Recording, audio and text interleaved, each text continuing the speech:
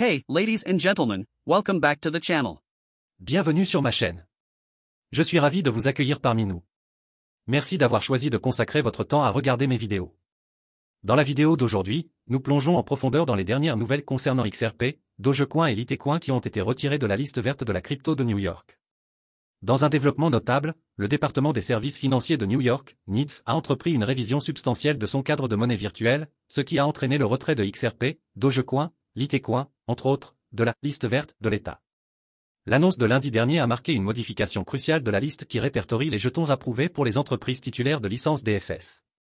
Auparavant, cette liste verte comptait 25 jetons, dont des noms de poids lourds tels que Bitcoin, Ethereum, Dogecoin, Litecoin, XRP et le dollar PayPal émergent. Cependant, après la révision d'hier, la liste a été considérablement réduite, mettant en lumière seulement 8 jetons. De manière remarquable, Bitcoin, BTC et Ethereum, ETH, sont les seules crypto-monnaies non liées, aux côtés du dollar Gemini, GUSD, du JPY-GMO, JIN, du dollar GMO, ZUSD, de l'or PAX, PAXG, du dollar PAX, USDP et du dollar PayPal, CUSD. Un porte-parole du DFS a expliqué les changements en déclarant « La liste des jetons en liste verte a été mise à jour pour suivre le nouveau cadre général des jetons en liste verte. » Dans le cadre de cette divulgation, un communiqué de presse du département a expliqué son intention de clarifier les protocoles associés à l'inscription et à la désinscription des jetons pour les entités réglementées. Cette révision majeure englobe également une intensification des normes d'évaluation des risques pour les paradigmes d'inscription de jetons et des exigences renforcées pour les entreprises desservant le secteur de la vente au détail.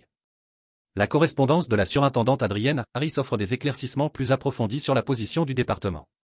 Comme l'indique la directive d'Harris, sauf avis contraire du département des services financiers de l'État de New York, les entités d'activité de monnaie virtuelle n'ont pas besoin de l'approbation préalable du département pour inscrire des jetons figurant sur la liste verte. Cependant, les entités sont tenues d'informer le DFS à l'avance et doivent disposer d'une politique approuvée de désinscription de jetons.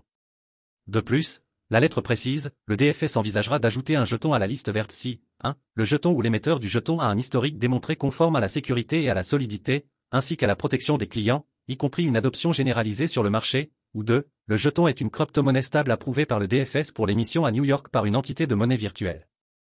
La lettre souligne également que le DFS conserve un pouvoir discrétionnaire complet sur le contenu de la liste verte, y compris les ajouts, les suppressions ou toute autre modification. L'approche proactive de la surintendante Harris ces derniers temps a souligné la surveillance accrue de la crypto-monnaie par le département. Cet engagement a été mis en avant par un règlement substantiel de 100 millions de dollars avec Coinbase en janvier 2023, portant sur des lacunes dans l'infrastructure de conformité de ce dernier. De plus, le DFS a ordonné à Paxos d'arrêter l'émission du Binance USD, BUSD, en février de cette année. Les réactions à ce cadre mis à jour ont été diverses au sein de l'espace crypto. L'avocat pro-XRP, John Ditton, a exprimé son scepticisme, remarquant, après avoir été déterminé de ne pas être une sécurité. Ce n'est même pas une sécurité si Ripple le vend sur les bourses. Ouais, ce mouvement n'est ni politique ni punitif. En revanche, le fervent défenseur de la communauté XRP, Ratov Kahneman, a apporté des éclaircissements, en affirmant « Ripple n'a pas perdu de licence à New York. XRP, l'actif numérique, a été retiré de la liste aujourd'hui. À mon avis, il s'agit d'une distraction de plus qu'ils utilisent pour racheter autant de XRP que possible avant que le prix n'explose. N'oubliez pas que le marché américain n'est qu'une petite partie du marché mondial, et comme nous l'avons discuté dans une autre vidéo, l'adoption de XRP est en croissance dans tous les marchés asiatiques. Ne vous laissez pas tromper par ces actions et gardez votre XRP en sécurité. Si vous avez apprécié cette vidéo et souhaitez rester informé des futures mises à jour, n'oubliez pas de vous abonner à ma chaîne.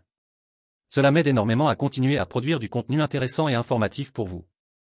Encore une fois, merci du fond du cœur pour votre soutien. Je suis impatient de vous offrir davantage de vidéos passionnantes à l'avenir. Bien à vous. If you find this video informative, hit the like button, and if you want more updates on XRP and the crypto world, make sure to subscribe to our channel. Thank you for joining us, and we look forward to sharing more crypto insights with you soon.